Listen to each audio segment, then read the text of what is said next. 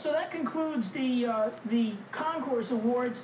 Now, as a fake Lotus 11 owner, I have the red Westfield 11 you've seen in the parking lot today. It's a special pleasure for me. I've always admired those cars and was able to get one that was close to the right thing, not quite the right thing, of course, and to be able to introduce our first guest speaker of the evening, Jay Chamberlain. For those of you who've had a chance to look around in some of the posters we have here and in the program, you'll know that Jay Chamberlain really was Lotus in the USA in the early days. He was the distributor for the West Coast and became the distributor for all of the United States, I understand, and was a terrific racing driver as well, having won the 1100cc class at Le Mans in 1957 with McKay Frazier. So we're real glad to have Jay here to speak with us tonight. Also glad to see him racing again. I understand he races a Lotus Type 14 in vintage events. So Jay, could you please come up and speak for us tonight?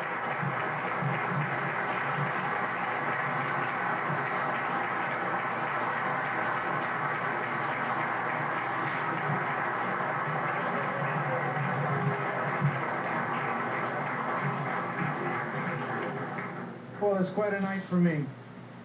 There's a lot of good friends here, some I haven't seen for a long time. I thought a lot about this.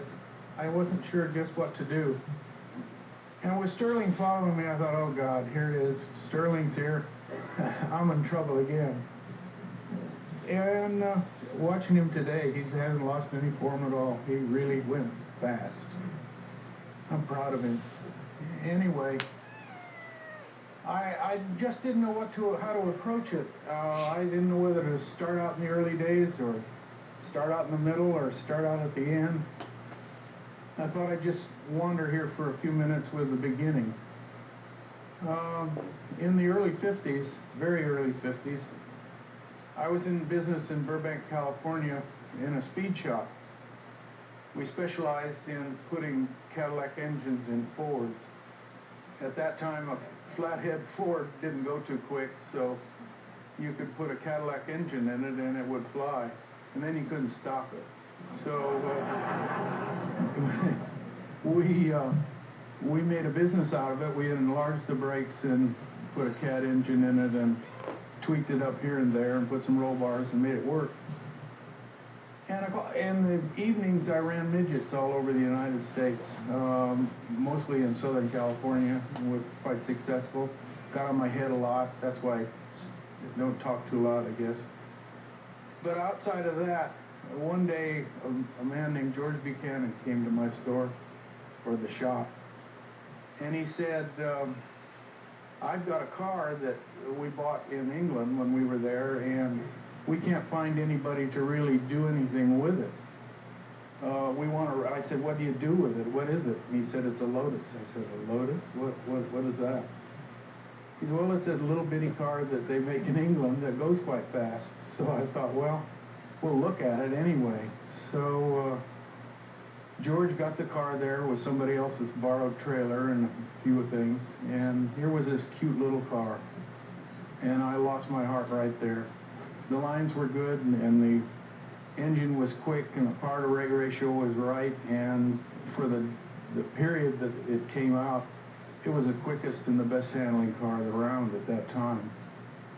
George and I went to Sebring with the car, and I was to be the mechanic, and George was going to be the driver with a stockbroker buddy of his. And they dropped the flag and away they went, and they went off the end of the road the first time and, crashed and bumped. And I thought, well, we better do something about this car to make it work for George. So we got his wife to drive the car, and she did quite well. So we campaigned a 9 for the rest of the season. And there was a few 7s around, not really 7s, early cars. Bicycle fenders and all of that, and I thought, boy, we're really vintage here. We took the car and ran it hard, and it just went like a freight train and finished everything. We then turned around and I ordered a Mark 9 for myself, and I talked to Colin on the phone and wanted all the tweaks that were available, and he said there are none. We just bolt the car together, and that's it. And that's exactly what it was. It was a pretty thing, and it was light, and as I said before, the power-rate ratio was right. It got around the corner where those old Ford Cadillacs wouldn't get around the corner. So we got my car and campaigned that the rest of the year. And then at Sebring, I was invited to come with another company. And at Sebring, I met Colin Chapman. And he had drawings of his 11 and some pictures of the first 11s. I guess it was the first 11. And I thought, boy, we have to have one of those. So I took the 9 and campaigned it for a while, and then an 11 came, and with the 11 came me going to Europe. And you have to know me at that time. I was pretty rough and pretty crude, boy. His will go along with that. I wasn't a polite Englishman. I was just kind of a racer. We took the 11 and campaigned that 11 and did really well with it. Colin invited me to drive with them at Sebring in '57, and the results of that weekend was really good. We did. Colin won at just about everything in the small displacement class with us. There was myself and McKay Fraser, who was another American living in Europe racing. And there was Keith Hall and Clifford Allison in the small displacement car, and we won, I guess, the index of performance, or the group did, with Clifford and Keith Hall. Oh, I'm sorry. Then there was myself and Mac, and there was several private owners with cars. Alan Stacy and a kid, Keith Green. Anyway, they were bumped because we broke the 1500 engine. We then turned around, and after Le Mans and our success, we figured we were unbeatable. We figured if in the small displacement world we had it all cooked. So we ran 1 or 2 small races, and we went to Reims, and that was our disaster. We lost Mac. I ended up in the hospital. Clifford ended up in jail, and he was trying to get to the hospital in a hurry, and he ran over a bicycle guy, and boy, that was where it went. So I came back to the United States and licked my wounds and trying to put things back together. Colin had a lot of work to do to get his cars back to where they should be, and I returned again, and Colin, of course, in the meantime said, "Jay, you can't drive for me anymore. You're a menace." He said, "You've got one of those hearts that breaks." And I didn't know what he meant at first. I thought, wow, what does all this mean? What he meant was I was an accident looking for a place to happen.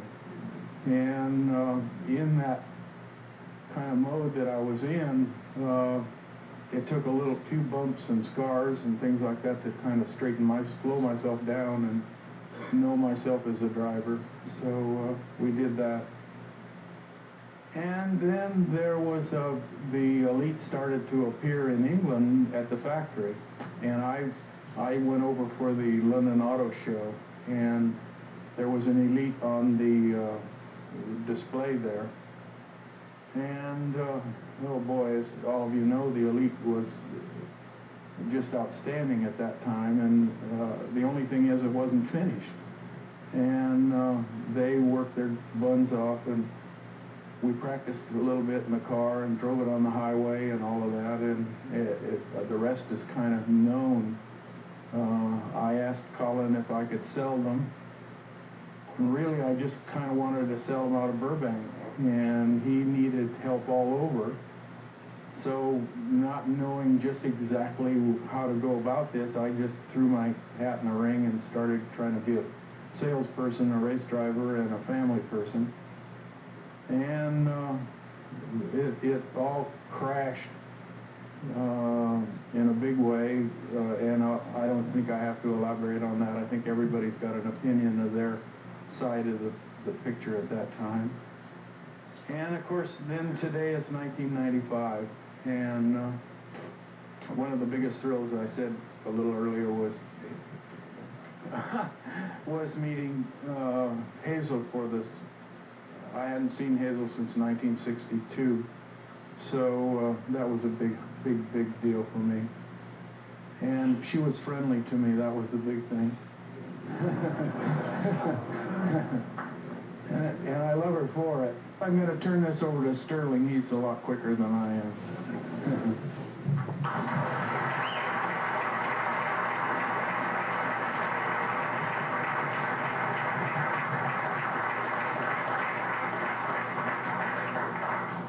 Thank you very much, Jay. The next item on our agenda tonight